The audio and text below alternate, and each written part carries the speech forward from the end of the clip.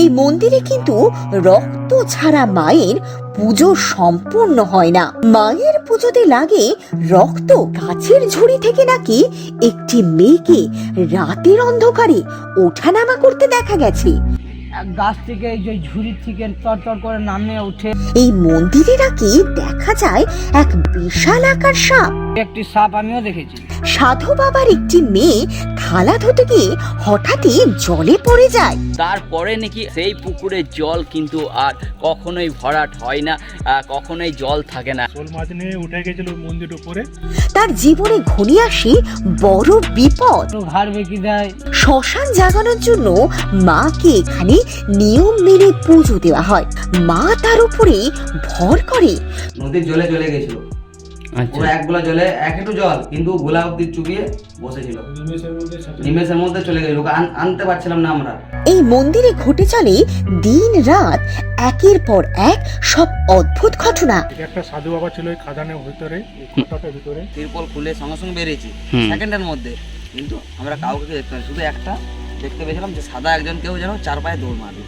বলির পর পাঠার দেহের বাকি অংশ হঠাৎই নিজে নিজেই উধাও হয়ে যায়।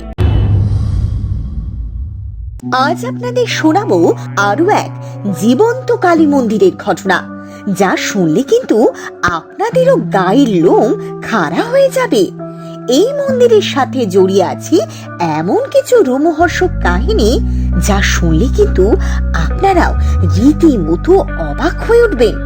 মন্দিরের প্রতিটি পদক্ষেপে রয়েছে এক একটা জীবন্ত ঘটনা। প্রতিটি পর্বে জড়িয়ে রয়েছে এক একটা অবাক করা কাহিনী।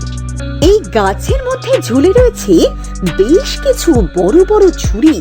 লোকমুখে শোনা যায় এই গাছের ঝুড়ি থেকে নাকি একটি মেয়েকে রাতের অন্ধকারে ওঠানামা করতে দেখা গেছে। ভাবতে পারছেন কেমন রোমহর্ষক দৃশ্য? গাছ থেকে এই যে ঝুড়ির থেকে তরতর করে নামে ওঠে। ঠিক রাতের বেলায় দেখা যায় সেই মেয়েকে। এই কথা আমরা বলছি না, বলছেন এলাকার মানুষ। শুধু তাই নয়, এই দৃশ্য নাকি দেখেছেন এলাকাবাসীরা। মাদনা বাবার মন্দিরের পাশেই রয়েছে রাধা কৃষ্ণের মন্দির। এই মন্দিরে নাকি দেখা যায় এক বিশাল আকার সাপ। সাপ আছে এখানে একটি, ওইটি গুরুত্ব বটে। আচ্ছা। একটি সাপ আমিও দেখেছি।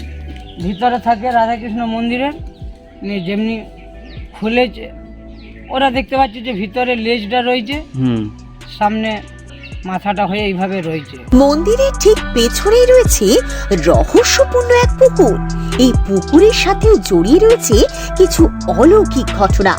শোনা যায় এই পুকুরে সাধু মা অর্থাৎ সাধু বাবার একটি মেয়ে থালা ধুতে গিয়ে হঠাৎই জলে পড়ে যায় এবং তখন থেকে সেই পুকুরের জল শুকিয়ে যায়, অর্থাৎ সেই পুকুর অদ্ভুতভাবে জলশূন্য হয়ে যায়। তারপর থেকে সেই পুকুরে আর কখনোই জল ভরা সম্ভব হয়নি। এই সাধুরই এক মেয়ে ছিল, যেই মেয়েটা কিন্তু এই পুকুরের জলে ডুবে মরে যায় এবং তারপরে নাকি সেই পুকুরের জল কিন্তু আর কখনোই ভরাট হয় না, কখনোই জল থাকে না। এই মন্দির এতটাই পবিত্র যে এখানে কোনো কারণে আমিষ জিনিস ওঠানো একেবারে নিষিদ্ধ, আর সেই নিয়ম ভঙ্গ করলে তাকে পড়তে হয় ঘোর বিপদের মুখে। তার জীবনে ঘনিয়ে আসে বড় বিপদ। ওইখানে একজন ছিল, শোল মাছ এনেছিল। শোল মাছ নিয়ে উঠে গেছিল মন্দির উপরে। আচ্ছা। তোর মদ খেয়েছিল একটু, তো ওই মন্দিরে আষ্টে জিনিস ঢুকে না। আচ্ছা। শুধু নিরামিষ খেতে হবে। নিরামিষ খেয়ে পরে ও তো উঠে পরে শুয়েছিল, শোল মাছটা ওর বগলে ছিল। আচ্ছা। ও নেমে পড়ে তখনই ওখানে অজ্ঞান হয়ে গিয়েছিল। অজ্ঞান হয়ে পরে ঘরকে তুলে নিয়ে পরে আবার এসে পরে চান করায় পরে ওকে ওই মাদনা তলে ফুল নিয়ে পরে তারপরে এখন ঠিক হয়ে গেল। এই যে দেখতে পাচ্ছেন এই গাছ, এটি কিন্তু 200 বছরের প্রাচীন গাছ, আর এই গাছের ঠিক নিচেই রয়েছে মাদনা বাবার মন্দির।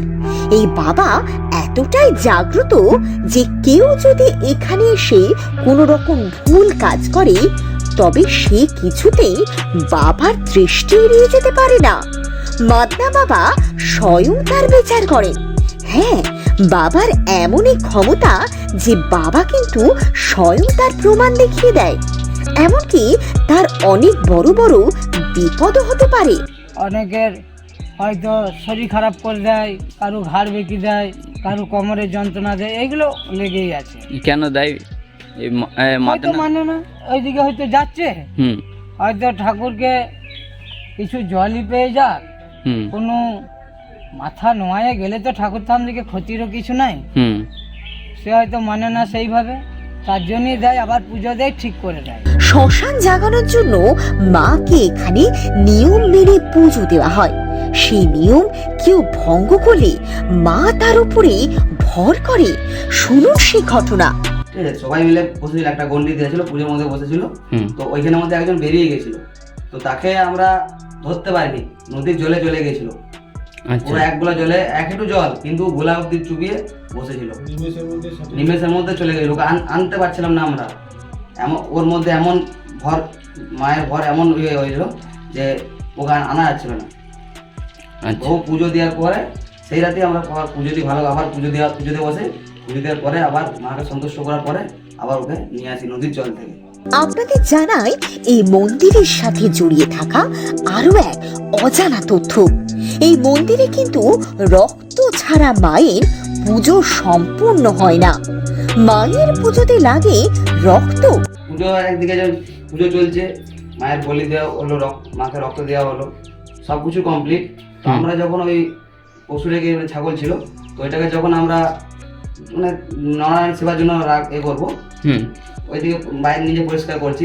তো পরিষ্কার করার সময় পুরো ছাগলটি পুরোটাই মানে আমরা পরিষ্কার করে দিয়েছি।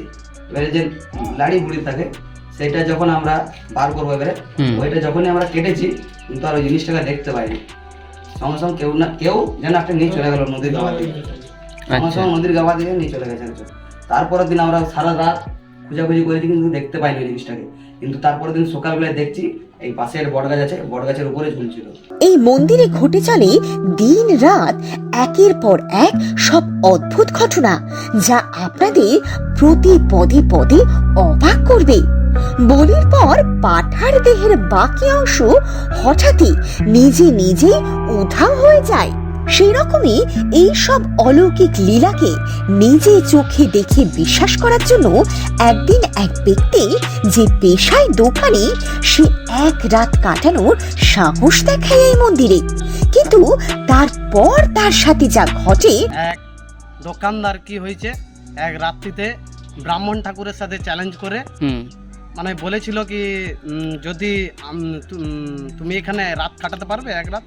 ও বলেছিল হ্যাঁ, চ্যালেঞ্জ করে মোটামুটি আজ থেকে মোটামুটি 15 বছর আগে 300 টাকা চ্যালেঞ্জ করে ওকে করতে দিয়েছিল। তো দেখা গেছে যে আপনার হয়তো রাত 12টার পর বিশাল একটা বিকট ধরনের আওয়াজ, মানে কি বলবো আর কি, বিশাল আকার একটা আয়তন জুড়ে ওখানে।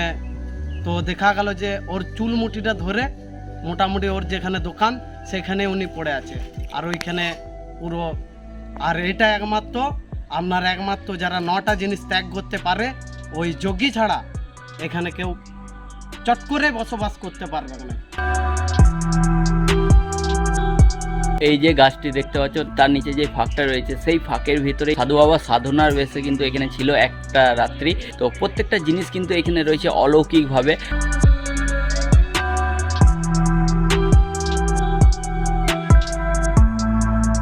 এটা একটা সাধু বাবা ছিল এই খাদানের ভিতরে, ভিতরে সব রাত পর্যন্ত ছিল, সকালে বেরিয়েছিল।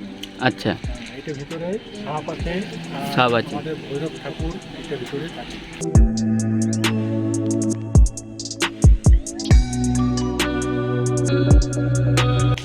তিরপল খুলে সঙ্গে সঙ্গে বেরিয়েছি সেকেন্ডের মধ্যে, কিন্তু আমরা কাউকে দেখতে পাইনি, শুধু একটা দেখতে পেয়েছিলাম যে সাদা একজন কেউ যেন 4 পায়ে দৌড় মারলো। মন্দিরের সামনে রয়েছে নবনির্মিত শ্মশান কালী মন্দির, যে মন্দিরে রয়েছে অখণ্ড যজ্ঞ, যে যজ্ঞের আগুন কোনোদিনও নেভে না। হ্যাঁ, মায়ের লীলা বলে অদ্ভুত ভাবে যজ্ঞের আগুন একই রকম করে জ্বলতে থাকে। এই ছিল আদি শ্মশান এই এলাকার। জলে ভেসে আসা এক ত্রিশূল থেকে এই মন্দিরের প্রতিষ্ঠা পর্ব যুক্ত। ত্রিশুল একটা আর কি যে নদীর জলে ভেসে এসেছিল। আচ্ছা। মানে এটা যেহেতু ঘাট ছিল তো একজন এরকম উঠেছিল, তো জালে উঠে ত্রিশুলে উঠে এসে এখানে এনেছিল। আচ্ছা। বাদ বাকি ওখান থেকে প্রতিষ্ঠিত করা হয়েছে মন্দিরটা। এই একই মন্দিরে মা কালীর সাথে মায়ের আরো এক রূপকেও পুজো করা হয়। মায়ের মন্দিরের সাথেই রয়েছে দেবী দুর্গা ও মহাদেব।